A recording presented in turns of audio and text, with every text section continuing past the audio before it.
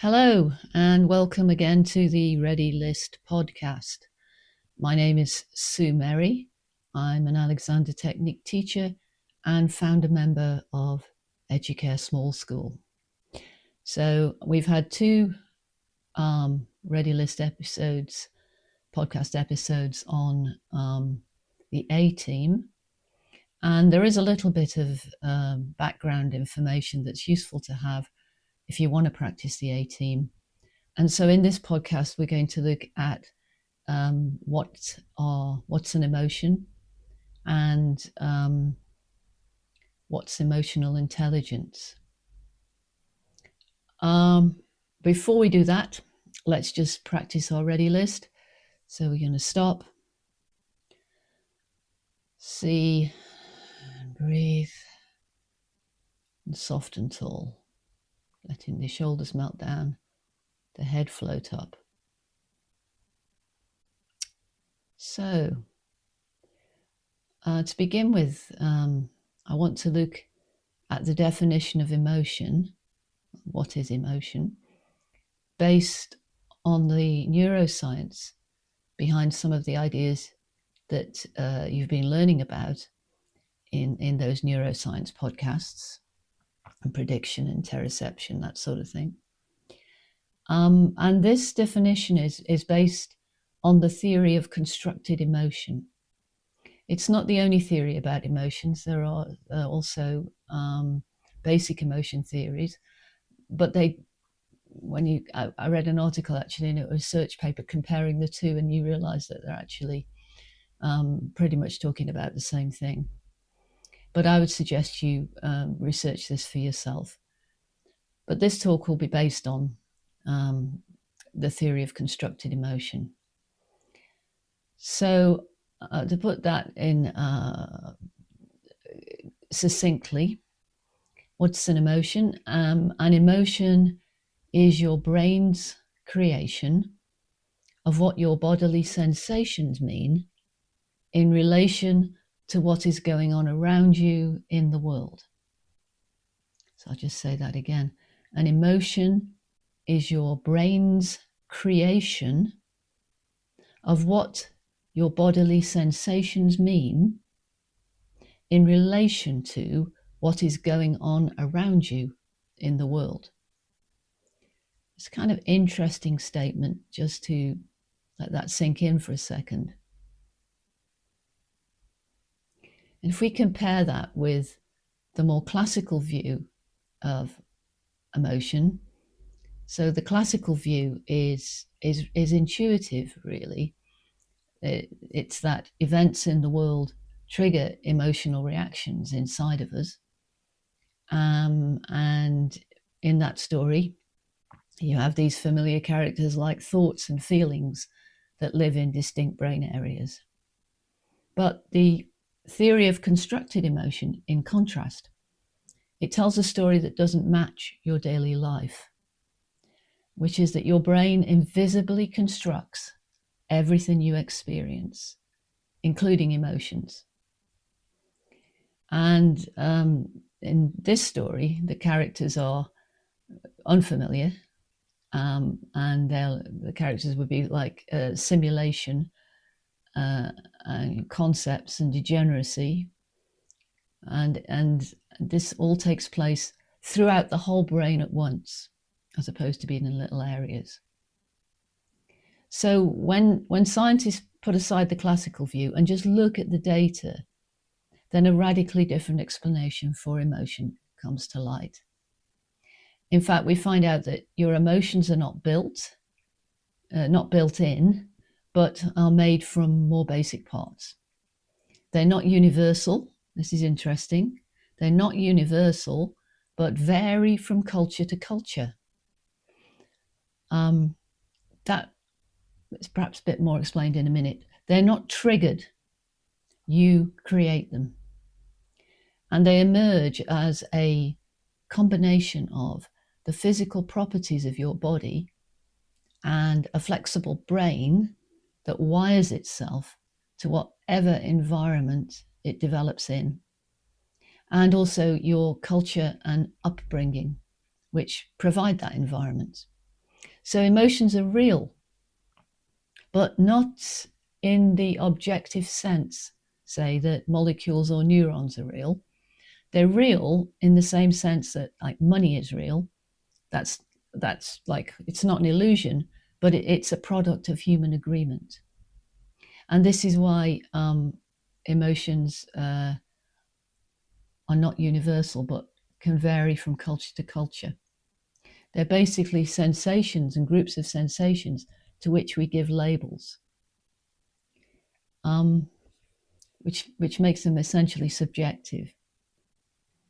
So having looked at the phenomenon of affect in those previous podcasts and a little bit also in the A-Team podcasts, we can confidently say that emotions are just sensations.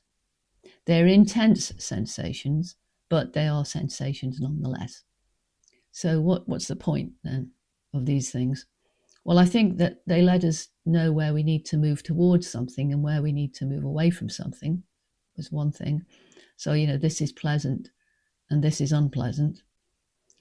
And I think, well, as I started to suggest in the A-Team podcasts, what would happen if we noted our feelings only in that way without attaching any meaning, significance, or judgment to them?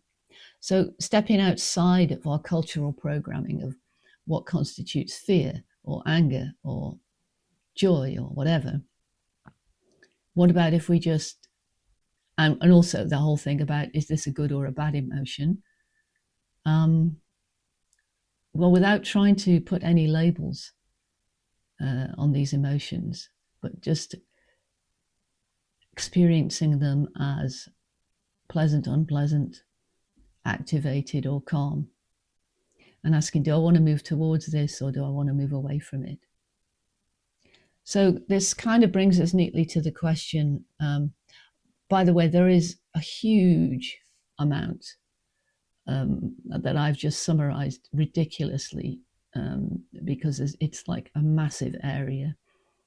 And I would recommend that you, if you're interested in this topic, a good place to start is with Lisa Feldman Barrett and the book How Emotions Are Made, The Secret Life of the Brain, which also encapsulates a lot of the neuroscience we've been talking about. And it's a very, very easy read. So let's just jump on to what's emotional intelligence. What do you think it is? Have a think. So my definition is that emotional intelligence is mainly the degree to which you can recognize that your brain creates your feeling states, and accept this peacefully. So as mentioned above, events in the outside world, especially the behavior of other humans, are not directly responsible for the feelings you're experiencing. Emotional intelligence, I think, involves recognizing that your feelings are your own unconscious creation, and for you to acknowledge and accept how you feel without imposing value judgments on your feeling states. As I said earlier, this is a bad emotion or this is a good emotion. It's nonsense. Emotional intelligence I think, is also the understanding that when you project your feelings onto other people or events, that this is a way of avoiding or offsetting states of unpleasant affect. So you're not really dealing with what's present for you. You're looking around outside of yourself to find an explanation. Such and such a person causes me to feel like this. Well, that might be your perception, but the truth is that your brain is creating your feeling states, not somebody else. And if you remember from when we looked at this before, you are not reacting to external stimuli. Your brain is actually predicting how to behave or what to do next, or how to balance your body budget, really. And then it compares that prediction with any sensory input. So it's the other way around. So when we can when we can recognize all of this, then we can learn how to manage ourselves when we're in the throes of unpleasant affect. For example, when feeling some degree of unpleasant activation or extreme unpleasant calmness. And depending on our cultural framework, you might label those states in some ways like anger and depression, for example. And this whole misguided notion that there are good and bad emotions, it's right to feel this, it's wrong to feel that, that's something we can both consciously and unconsciously teach to children, in my experience. And the implications of believing that emotions have values attached to them can really easily lead on to the idea that I am my emotions, which you're not, and therefore I am I am bad or good, a bad person or a good person when I have these feelings. And that's kind of depending on what you've been taught by your caregivers and your society, are good and bad feelings. And often people are really reacting to behavior that is caused by certain feelings without understanding, usually with children, what the genesis of that behavior is. So how can we allow feelings that are uncomfortable and that we want to move away from to pass through us as easily as possible and without suffering? So, emotions are just sensations. And it's really useful to remind ourselves at one of these points. I can't control how I feel, not in the moment at least. And I am not how I am feeling. In other words, my emotions don't define me. And because I might get overwhelmed occasionally and experience unpleasant affect that's perhaps labeled as anger in my culture, it doesn't make me an angry person. And it's just remind yourself, I am far greater than the sum of my emotions. And feelings change, they pass. Apparently after about 90 seconds. Although you can reactivate them repeatedly if you want to. If you choose to keep on revisiting them, running things over in your mind endlessly. And everything must pass. Everything, everywhere is in a constant state of motion. And then, of course, comes up what we were talking about in the previous podcast. But what if it isn't? What if it isn't emotion? And I sometimes ask myself this, I must admit. And that, what if this feeling is like forever? And of course, then I loop back into unpleasant affect. So yeah, looking out for those what if questions when they're relating to your feeling states. I mean, they're quite useful if you're going camping or something. What if? When it's applied to something very practical, like what if I get up in the night and it's dark and I need a torch? Better take a torch. No, that's one thing. But what if there's a storm and a tree gets struck by lightning and it falls down and crushes me in the tent? Nobody finds me. That's probably not a helpful what if question. So just a quick recap then. Your feelings are the result of the activity of your interoceptive network. Remember that from before. And part of this network is prediction. And prediction is responsible for explaining your feelings. You make sense of these feelings by giving them labels, and your feelings determine how you behave. I used to wonder if your behavior happens before you've any conscious awareness of it, and it's not directly caused by external stimuli, how can you make any changes to it? Well, I think the ready list is one system that we can use to change the prediction process. So our brains start to predict different feeling states.